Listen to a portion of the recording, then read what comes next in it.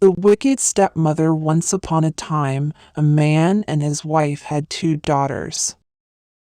The parents loved each other, and they loved their children too. They were very happy. Then one day the woman died.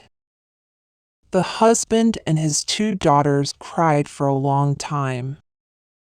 They were very sad.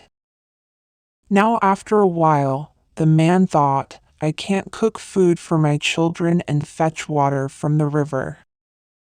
I need a wife and my children need a mother. He began to look for a wife, and soon he found one. She was a beautiful young woman, and the man fell in love with her. Please marry me, he said. Be my wife and the mother to my children. The woman frowned. I want to be your wife, she said. But I don't want to look after your children. Send them away, then I'll marry you. The man looked at her. She was very beautiful. I can't live without this woman, he thought. I'll hide the children. They'll be all right. Perhaps she will start to love them later. Very well, he said, I'll send my daughters away. He went home and said to his children, Tomorrow I'm getting married again, but my new wife doesn't like children. Hide in the grain store. Don't worry, she will feed you. So the children hid in the grain store. The man's new wife came home with him, and he said to her, My father is dead, but his spirit lives in the grain store. My grandfather's spirit and the spirits of my ancestors live there too. They are always hungry. Please feed them for me. Give them breakfast in the morning and lunch at midday and supper in the evening. The woman agreed, and the man went happily off to his work. The woman obeyed her husband every day. In the morning, at midday, and in the evening she brought food to the grain store for her husband's ancestors, and the two children ate it. One day, the woman went to the hairdresser.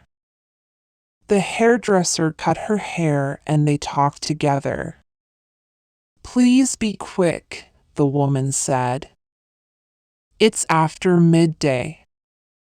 I must go and put food in the grain store for my husband's ancestors. The hairdresser laughed. What? She said. Your husband's ancestors don't live in the grain store. His daughters live there. You are feeding your husband's daughters. The woman was very angry. My husband tricked me, she said. Those stupid, lazy girls. I don't want to look after them. I hate them. She ran to the fire and picked up a pot of very hot water. She threw it into the grain store. I don't want you. I won't feed you, she shouted.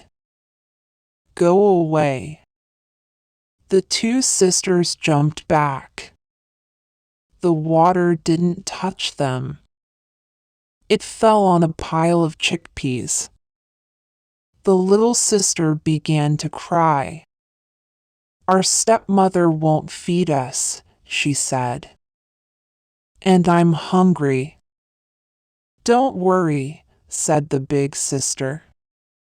Look, the water fell on the chickpeas. They're soft now. We can eat them. So that day, the children ate chickpeas for their lunch. Their father came home in the evening. His angry wife was waiting for him. You tricked me, she shouted.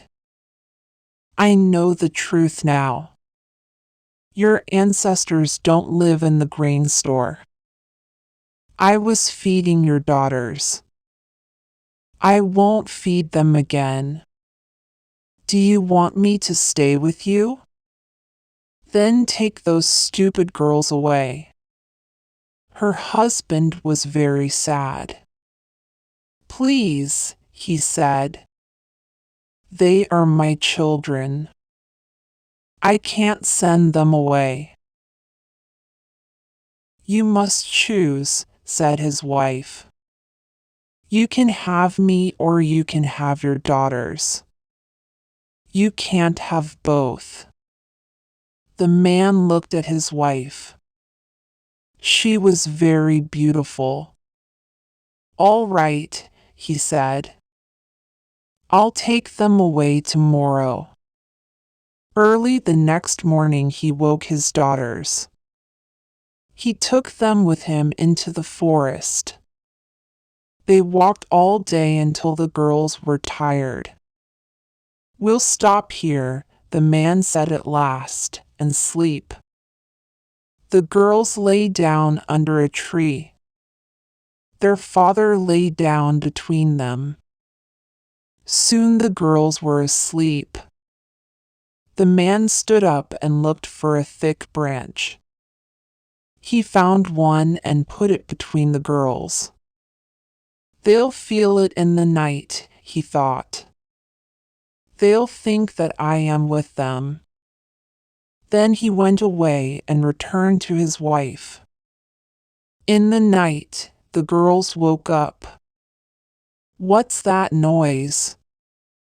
The little one said. It's a hyena, said her sister. He's going to eat us, said the little one. I'm frightened. Our clothes are made of leather, her sister said. We'll give him pieces of our clothes. So the two girls pulled pieces of leather from their clothes and threw them to the hyena. At last he went away. The morning came. The children were lost. Father's gone, the little one said. What are we going to do? Her big sister climbed a tree.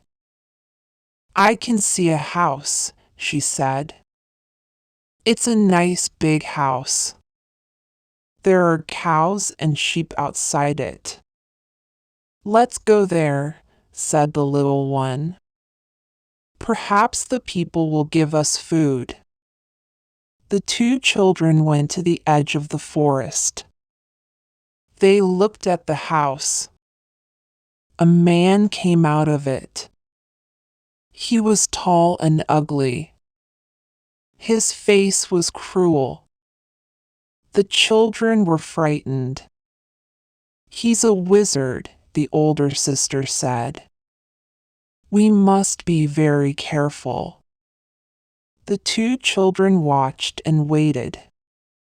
The wizard went out with his cows and sheep. Wait here, said the older sister.